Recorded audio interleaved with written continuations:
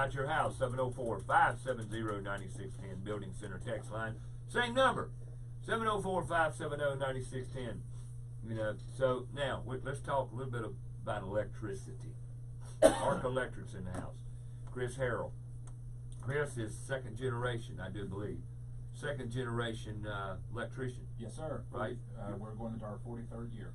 Yeah, your dad was an electrician. Yes, and sir. You kind of followed in his footsteps, which is a fantastic thing. My father was an electrician, and I kind of followed in his footsteps, but I'm not, well, I know a lot about electrical. I know as much about electrical as I know anything. Of course, I was around it my whole life.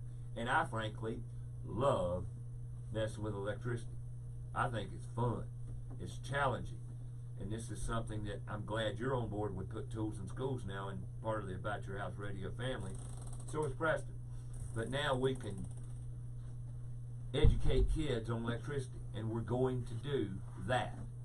We're going to teach them about electricity, and you're already doing it, aren't you? I am. I go to after-school programs, a lot in Union County, and do like a 20 to 30-minute demonstration, electricity, talk about the safeties, where it comes from, how it does it, and so forth, just to give kids an idea of what's in the walls and what's good, what's bad, what we do.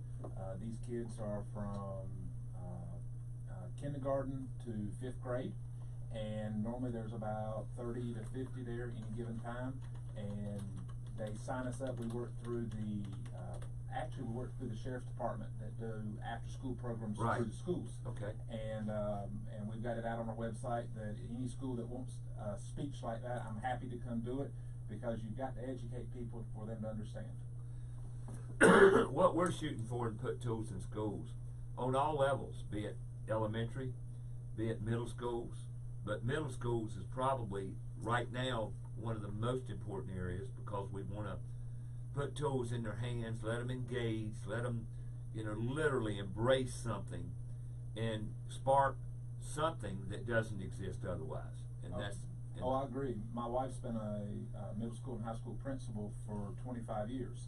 And when she was in the middle school, she talked about how that's the foundation. That's putting you down a road. Now, that doesn't mean to say that you're going to change your mind in high school. Absolutely. But a lot of people get their information and get their awareness of what's out there, because there are people that need to go to college, there's people that shouldn't go to college, and there's people that don't need to go to college, all the above, that have abilities that can go out into the workforce and do it at various levels, make a great living, and be productive with what they do and enjoy it.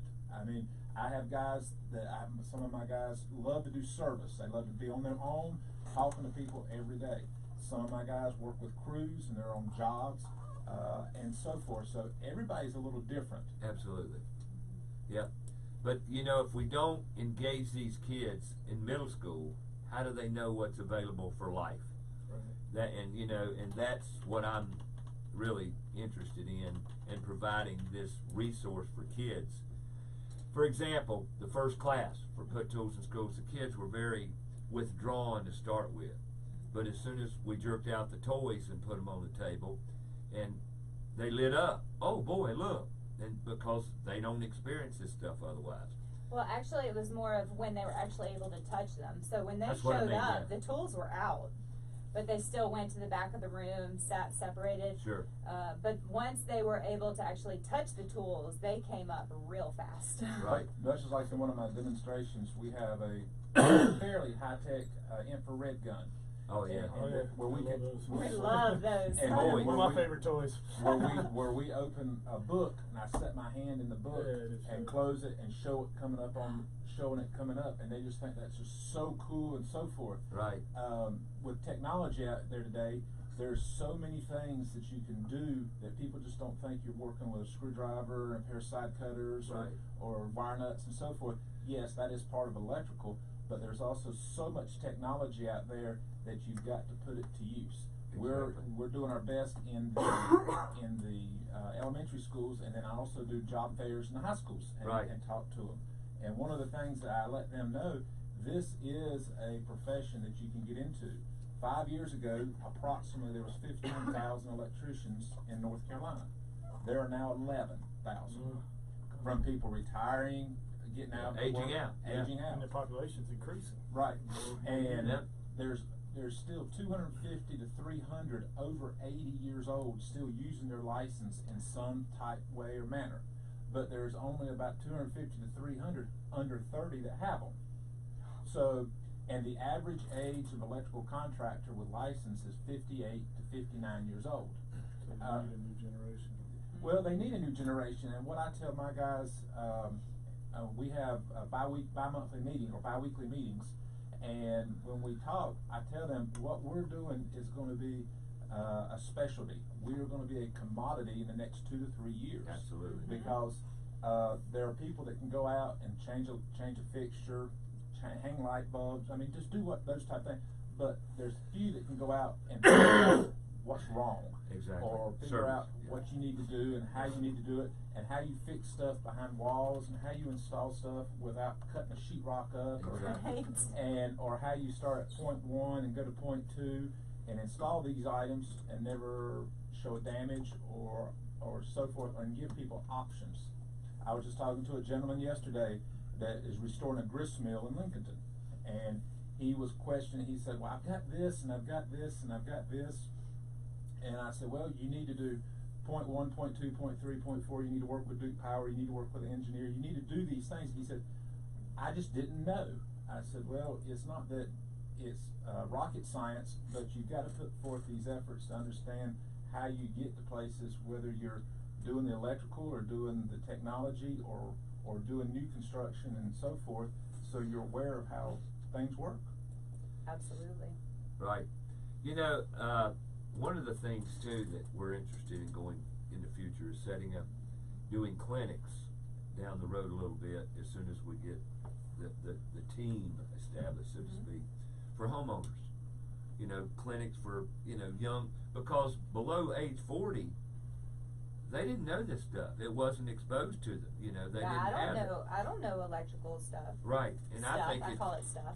I think it, but talking about thermal imaging, with thermal imaging, these cameras, that are, you can tell, sometimes you can see electrical problems because of heat, like receptacles, like the aluminum wiring dilemma, when the resistance there creates heat.